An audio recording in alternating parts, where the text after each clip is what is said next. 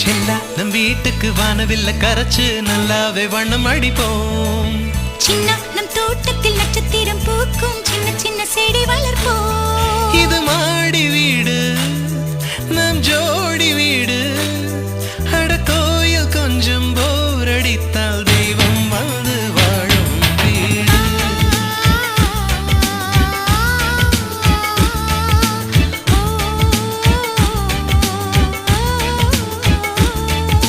செல்லா நம் வீட்டுக்கு வானவில்ல கரைச்சு நல்லாவே வண்ணம் அடிப்போம். சின்ன நம் தோட்டத்தில் நட்சத்திரம் பூக்கும் சின்ன சின்ன